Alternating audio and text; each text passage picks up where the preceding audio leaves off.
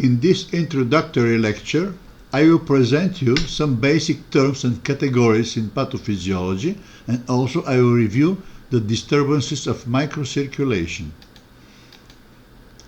The pathophysiology is born in Germany, in the city of Erfurt University. The Erfurt University was famous by its faculties, especially the theology and the medical faculty. In the medical faculty, Professor Hecker, Augustus Hecker, created the discipline by publishing the first book of pathophysiology in 1791 and also giving the first lecture in 1790, an year earlier. Later, the pathophysiology were developed in other countries, but under the name of experimental medicine. This is Collège of France in Paris, in which the famous Claude Bernard headed a laboratory of experimental medicine, in other words, of pathophysiology. He was also the head of the Department of Physiology in the Sorbonne University. He was a really very brilliant experimentator, and even pictures are made. This is a famous work of L'Hermite presenting Claude Bernard demonstrating experiments to a public.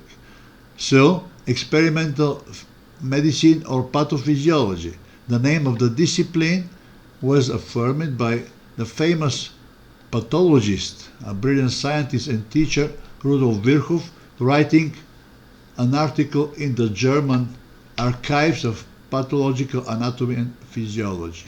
So, pathological physiology, this is the name of the discipline. This person, this is a young photograph of Professor Viktor Pashutin, graduating in St. Petersburg's Medical and Surgical Academy. Later, he taught pathophysiology in Kazan Imperial University in Kazan, Tatarstan, and even wrote the first book of pathological physiology in the world to teach pathophysiology as a separate discipline. In Bulgaria, after the foundation of the medical faculty of Sofia University, the first program to teach pathophysiology was created in 1917 to 1919. The first lecture of pathophysiology was done later by the famous internist Professor Mollov, and later the Department of Pathophysiology, was founded in Sofia by Professor Pisarev. Thus, the teaching of pathophysiology started in Bulgaria, in Sofia Medical University. This is the staff of the department. And now, the subject. Pathophysiology is a medical science. It studies abnormal functioning of diseased cells, organs, and systems.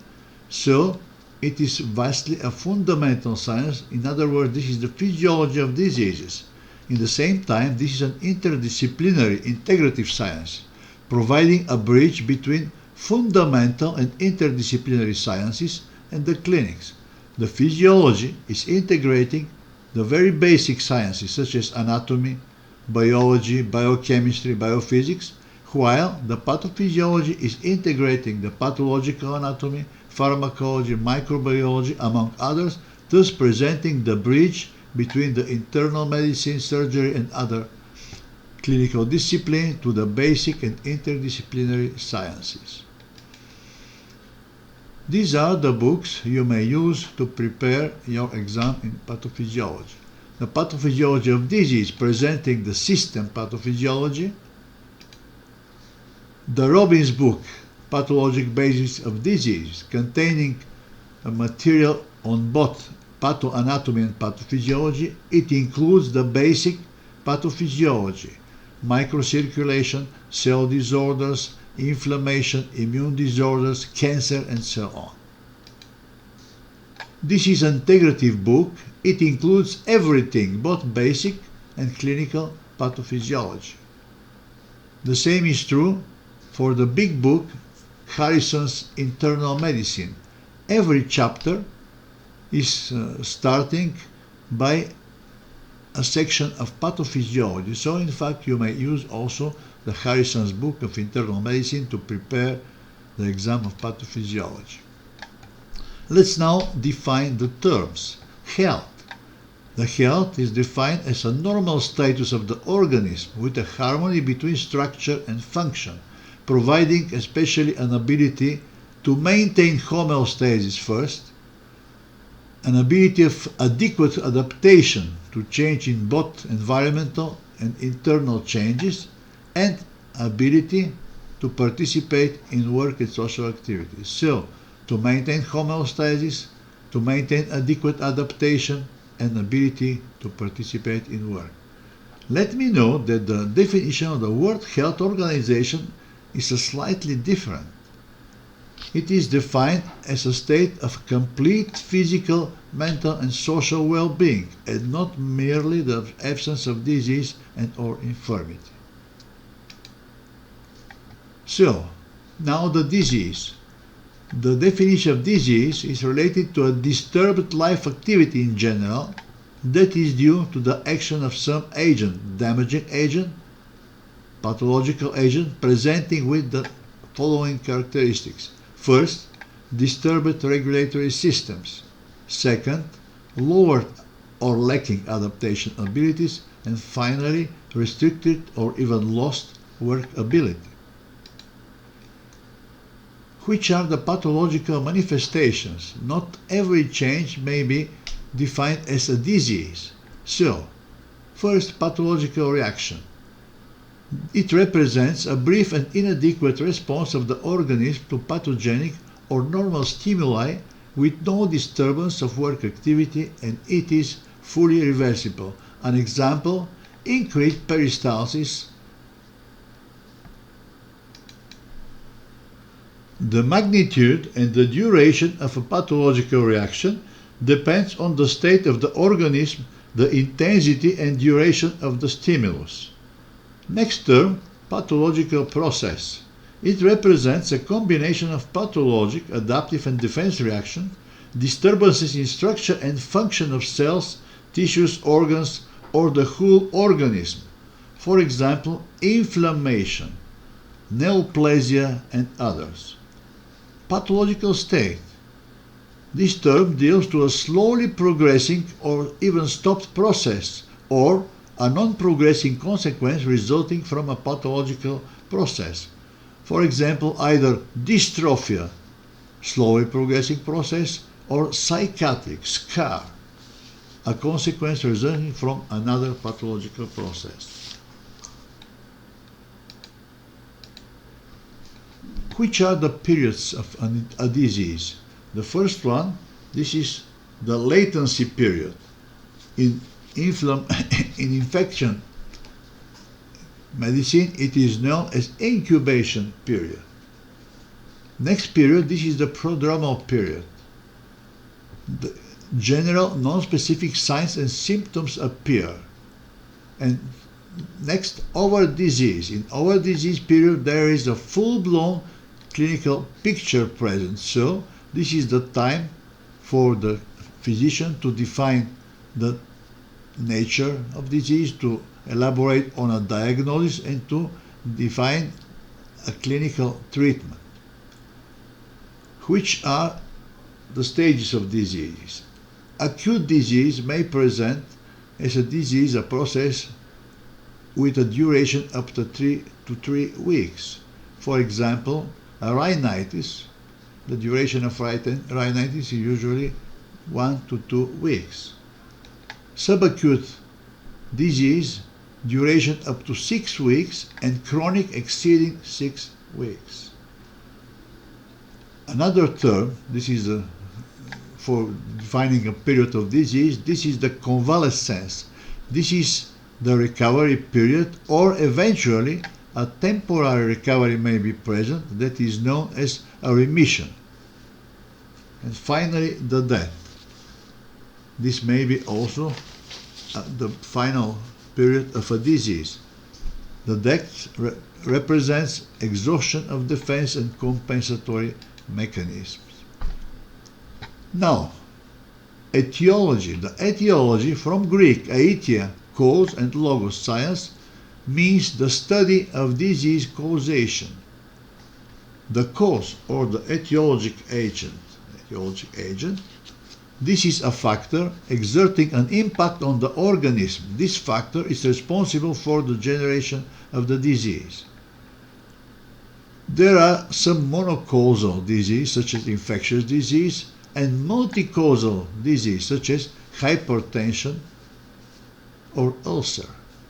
Idiopathic disease, or also primary or essential disease are used, represents a disease which cause is not yet fully elucidated, not known for the present. Another term, risk factors. The risk factor is not an etiological agent. However, it may contribute to the development of a disease. And finally, a triggering factor. A triggering factor is not generating the disease, it is not an etiologic agent. However, it may cause the start of a period or the beginning of the disease. Which are the etiologic categories?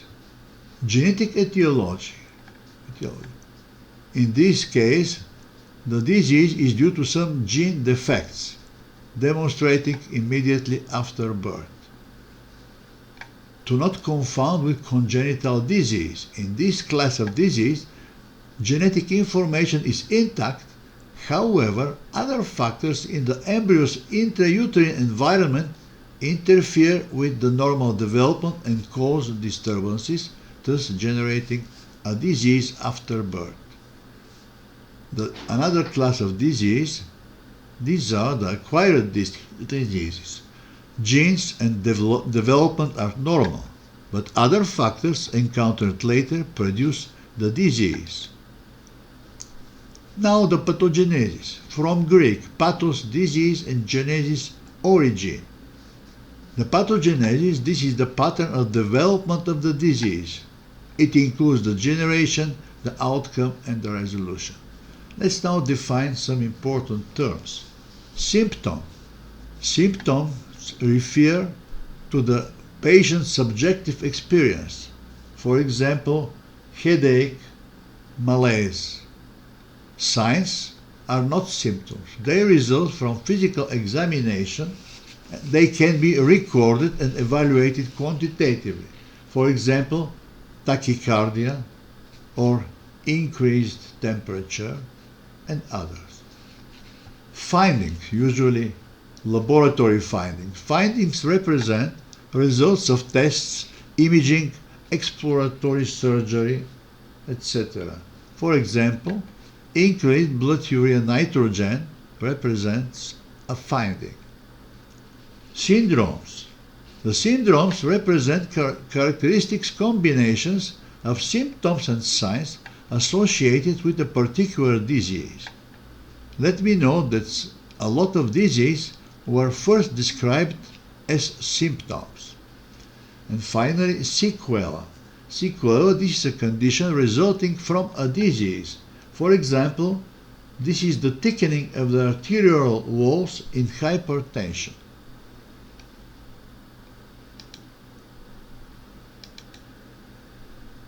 Let's now continue with the disturbances of microcirculation.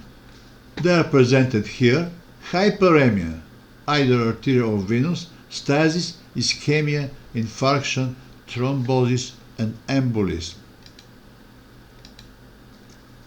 The microcirculation represents this area of the circulation, including the arterioles,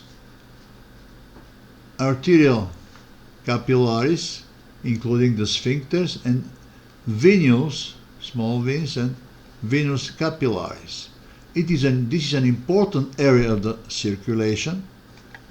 Let's now here look about some details. This is the microcirculatory unit described here. The pressure is low as compared with arteries, but higher as compared with veins. So This gradient will ensure the blood flow here. And also the total area. Look, compare the high total area of the microcirculatory portion. This is important for the metabolic events. And the velocity of the blood is critically lowered, very low, in the microcirculatory unit. These are the characteristics. This is the scheme of a normal microcirculatory unit, the arterial, the venous, and here the capillaries. Arterialized blood carrying oxygenated hemoglobin is red. Venous blood carrying reduced hemoglobin is blue.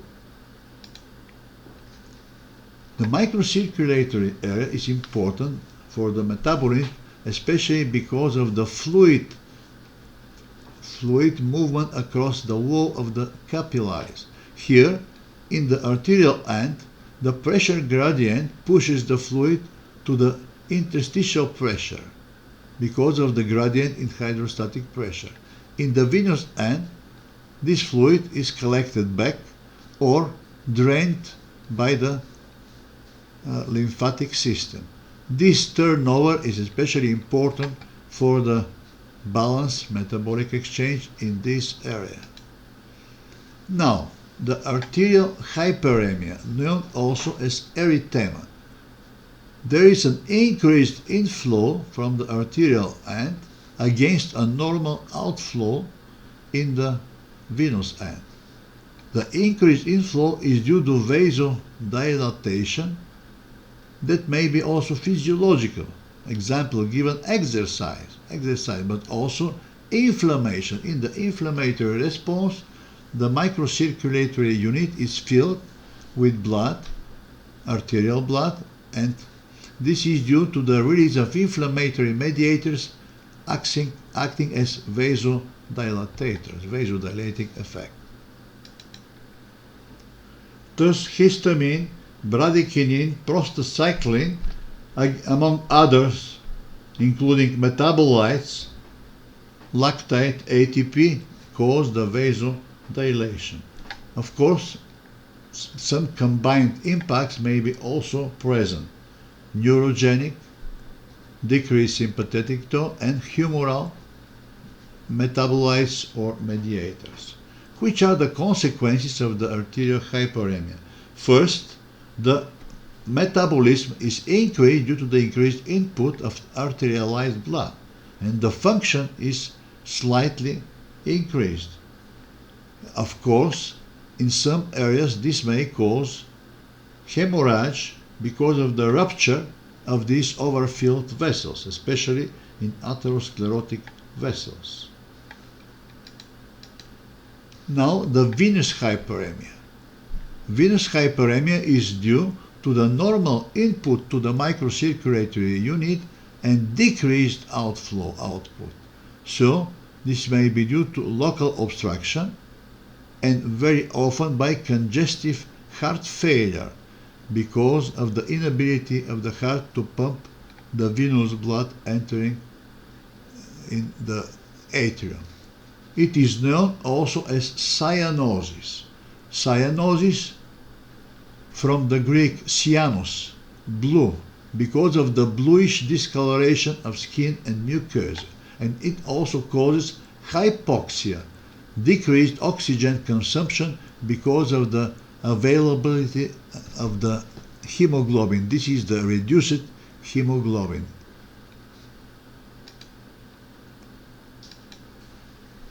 If progressing, the venous hyperemia, especially under the effect of some chemicals and toxins, mainly bacterial toxins or full obstruction because of compression, may turn to a stasis, stagnation of the blood, from Greek stasis, standing still. So, in this final stage of venous hyperemia, the blood flow is completely or almost completely stopped. So, these changes may interact with the composition of the blood. Plasma loss because of the increased permeability of capillary wall, increased blood viscosity, slowing up of the blood flow till stopping release of mediator, and release of mediator able to cause erythrocyte aggregation such as thrombocyte factors and formation of microthrombi till the full obstruction of the vessel. The next unit, this is the ischemia or local anemia. Ischemia is defined as a decrease till full stopping of the local blood supply. This term may be explained by another one, hypoperfusion. Which are the causes of the ischemia? Compression of the vessel, for example by a tumor or by a cicatrix, obstruction of the arterial vessels by an embolus or a thrombus, and eventually angiospastic due to a reflex, emotional reflex or trauma or a chemical or a toxin causing vasoconstriction. The ischemia may be relative in a case of increased demands with no adequate increase in the blood supply. Consequences of the ischemia. They depend on the severity, duration and dynamics of development, and also on the sensitivity of involved organs, sensitivity to oxygen deficiency and morphology of vessel system especially. Let me note here the consequences of an occlusion of a vessel in gut, for example. As you can see, a lot of anastomosis are present, so the obstruction of one segment is compensated by the blood flow in another segment. No change in tissues is observed in this organ, in the gut, while in the retina, for example, the obstruction of the arterial vessel will cause infarction, necrosis in an area of the retina. The ischemia, even causing incomplete blocking, will cause a state known as a dystrophia, and finally even necrosis, loss, death of cells. And finally, the dead cells will be replaced by deposition of connective tissue, by fibrosis.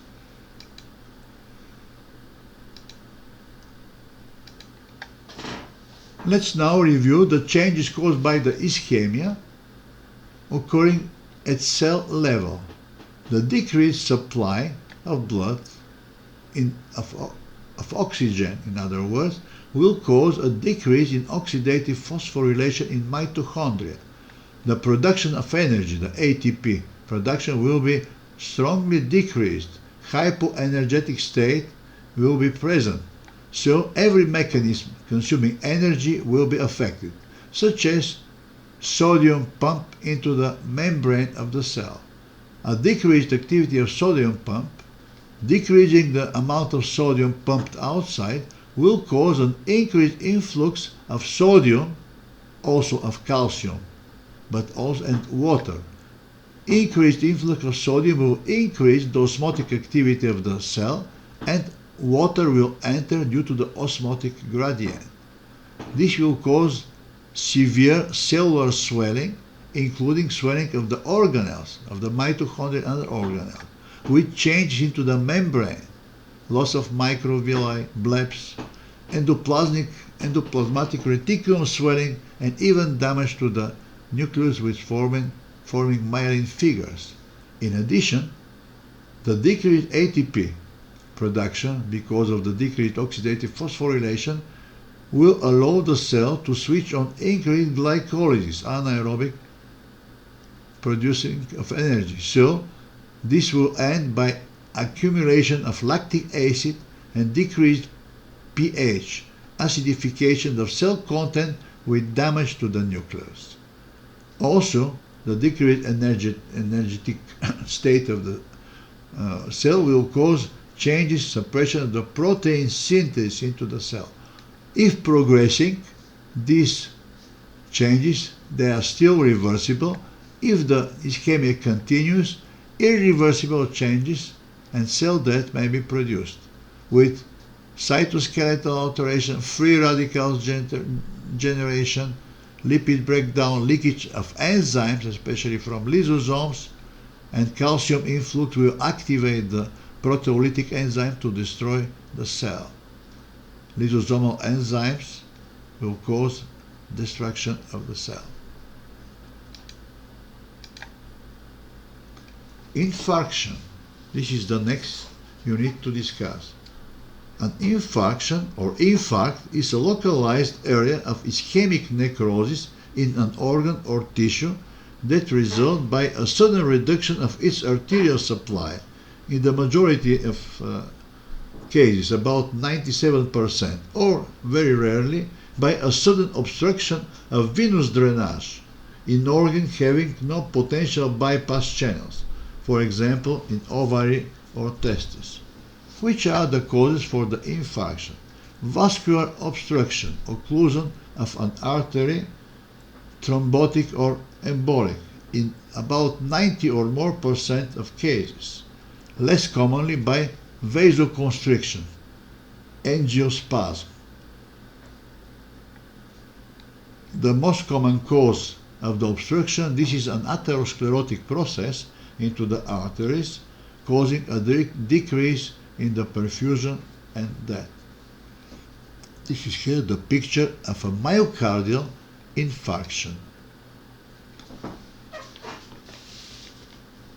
Pathogenesis, it is clear, is due most commonly to hypoxia and now cell necrosis occurring.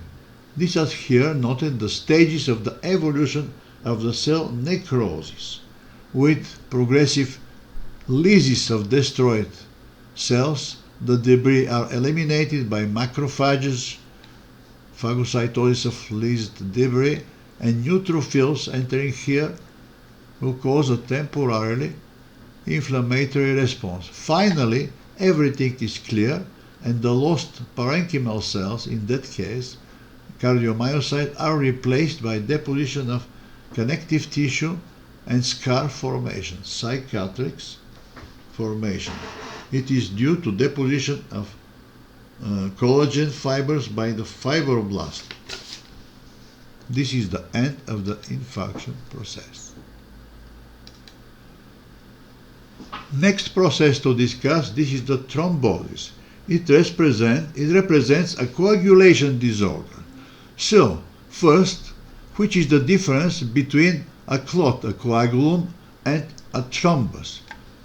Here, this picture shows the coagulation in the organism, damage to a vessel, and formation of a clot as a consequence of the activation of the coagulation cascade to form a fibrin mass to restore the integrity of the vessel, and later to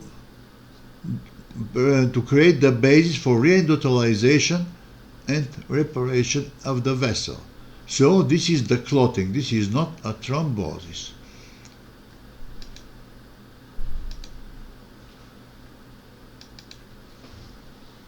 Thrombosis represents a hemostasis disturbance, coagulatory disturbance, in the intact vascular system.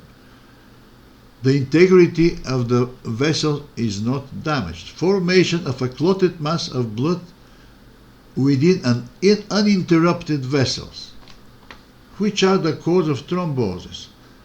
These may be diseases causing endothelial damage, for example, inflammatory disorders such as phlebitis, atherosclerosis, hypertension, surgery, hemodynamic disturbance, or hypercoagulation states, such as decreased synthesis of antithrombin 3 or C protein deficiency. These are the primary causes, or secondarily as a consequence of obesity, hyperlipidemia, or diabetes.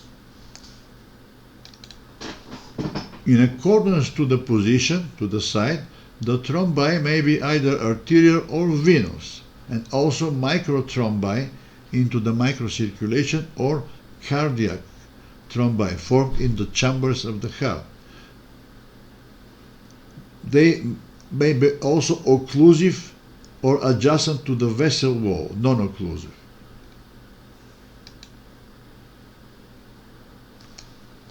Which is the pathogenesis of the thrombosis? Three main influences. This is the famous Virchow striate. Three factors included into the Virchow striate contribute to the pathogenesis of thrombosis. Endothelial injury. This is the most important. Even alone, it can cause thrombosis. Second, alteration in the blood flow. And third, hypercoagulability or changes into the blood compositions. If 2 and 3 factors are present, this combination also causes thrombosis. Now let me review the endothelial injury first. In endothelial injury, there is an activation of endothelial cells, damage to the endothelium, and collagen exposure, followed by platelet adhesion, particularly important in thrombi in arteries and heart. It may be due to hypoxia, endotoxins formation, antigen-antibody complexes deposition, vasculitis, inflammation, sometimes trauma. It is potentiated by some substances increasing the endothelial permeability, such as inflammatory mediators, serotonin, histamine, and platelet-activated factor. This is here shown the adhesion of thrombocyte to a damaged endothelium. The adhesion is realized through these areas of the thrombocyte. The adhesion to the vessel wall is mediated by these glycoprotein areas of the surface of the thrombocyte binding to the collagen and to von Willebrand factors respectively. This will cause the activation of the thrombocyte and the release of granules containing ADP and procoagulant factors, and also to stimulate the release of arachidonic acid metabolites such as prostaglandins, especially thromboxan A2. The thrombocyte aggregation is mediated by the activation of the 2B3A area binding to fibrinogen, thus causing aggregation of other thrombocytes. The thrombocyte aggregation will contribute to the formation of the thrombus. This is here shown the well-known mechanism of the coagulation. The endothelial injury activates the tissue thromboplastins, the platelet adhesion as already shown, and also Hagemann factor. It is known as contact factor because it is activated by the contact with the subendothelial space, especially the collagen.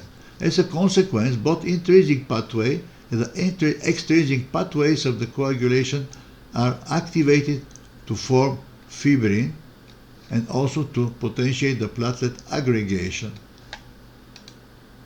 This is here the next step, activation of the tissue factor, aggregation of thrombocytes, activation of thrombin and fibrin polymerization to join the aggregated thrombocytes. Later, these fibrin fibers will trap formed elements such as white and red blood cells to form the thrombus. This is already a thrombus formed here.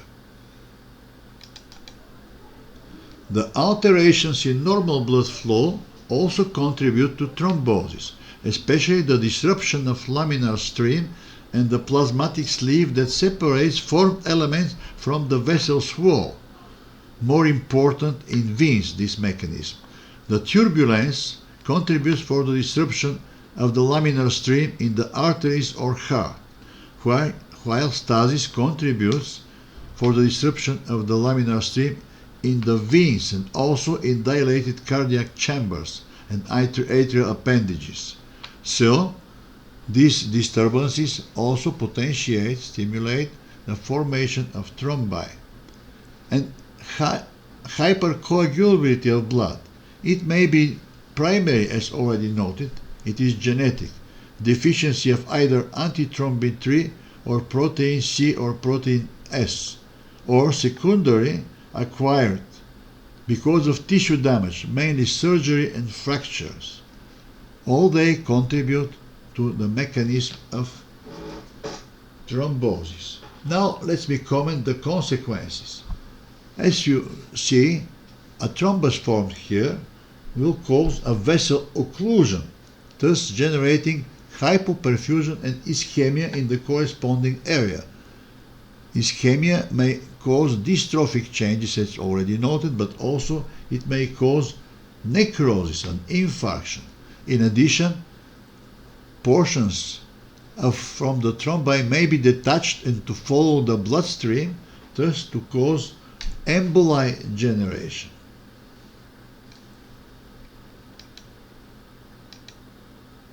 This is a picture illustrating the generation of multiple thrombi into the vessel system.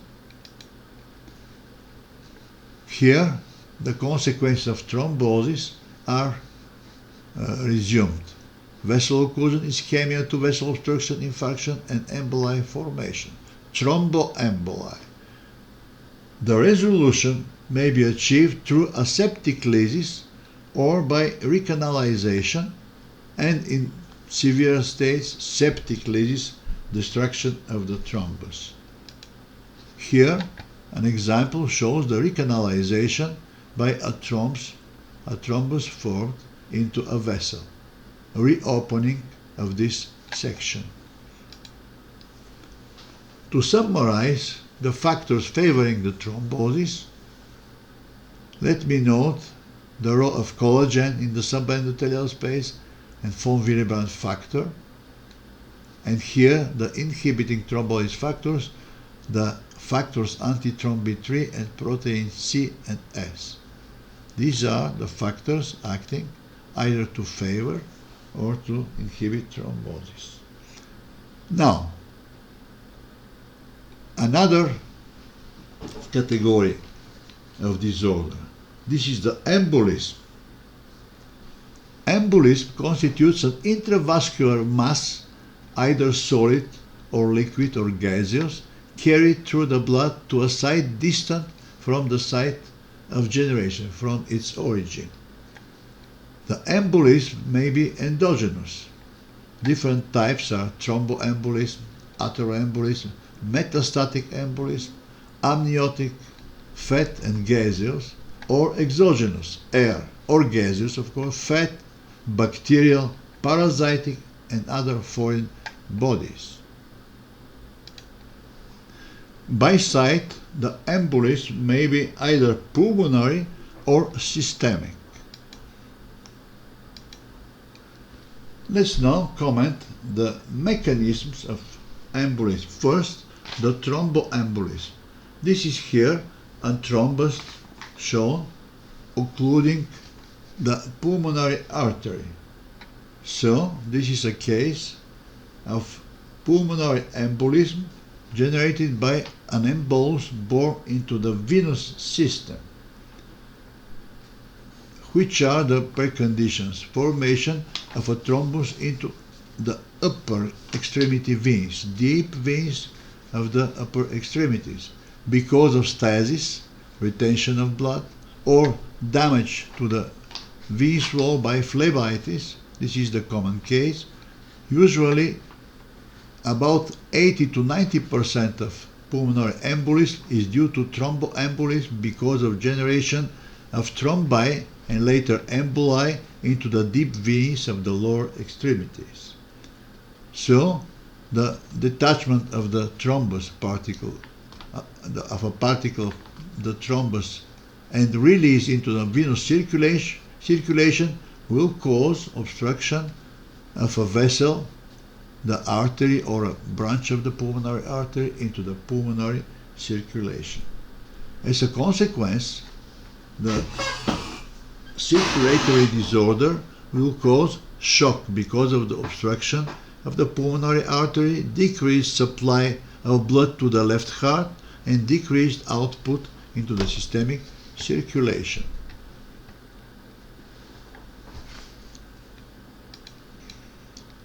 Thromboembolism may be present also in the arterial system, systematic embolism. The cause of this type of thrombosis, arterial thrombosis, is usually endocarditis and dilation of the cardiac chamber, such as the atrium, or atherosclerosis. The embolism is observed in lower extremities, in the kidneys, or in the brain. Now, other types of emboli, non-thrombotic. They are presented here. I will review the pathogenesis one by one. Gas embolism, air, CO2, or nitrogen. Gas embolism is observed, for example, in divers, decompression sickness or caisson disease working underwater because of breathing of mixture under pressure. This is necessary to be able to breathe underwater.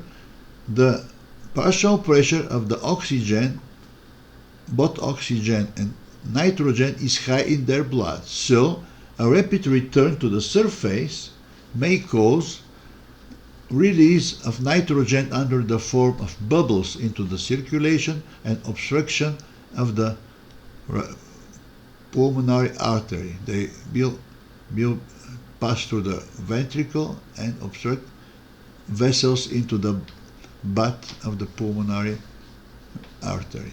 So, to prevent that, employers using work of divers maintain at the surface a barocamera for decompression.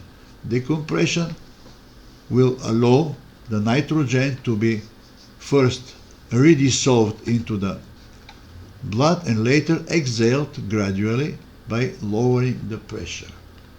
This is an example of nitrogen gas embolism. Air also may cause embolism because of surgery, for example. If damaging the vena cava superior, especially during inspiration, negative pressure into the vein, aspiration of air into the superior vena cava will allow air to enter, to pass through the heart and to obstruct branches of the pulmonary artery. Gas embolism. Another type of embolism, this is the fat embolism. Fat cells may form globules and to penetrate into the left heart and to obstruct small branches of the pulmonary artery. How are they released? First, fracture.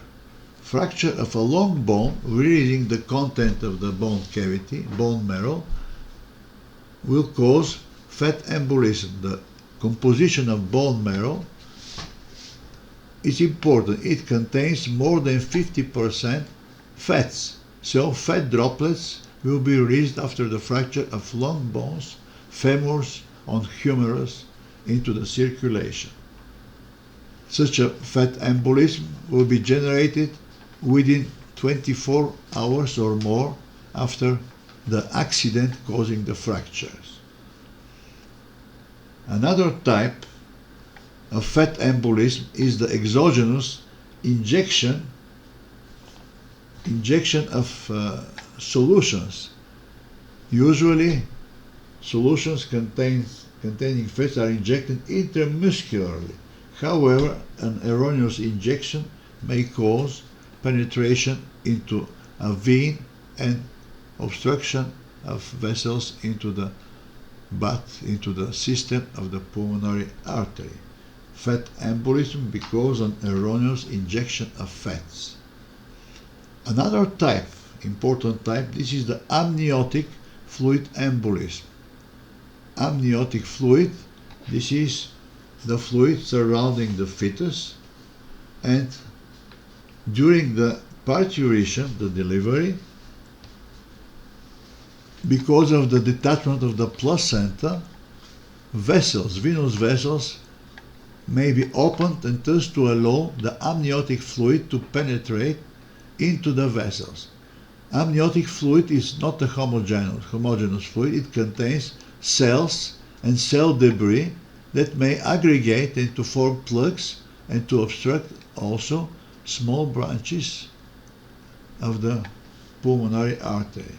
This is especially risky during caesarean section because of cutting off vessels, even bigger, not small veins. This is the amniotic fluid embolism.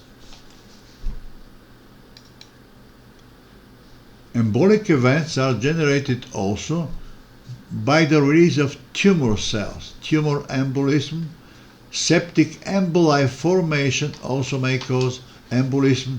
Parasites, hydatid cysts also may cause embolism. Every type of foreign material injected intravenously also may cause embolism.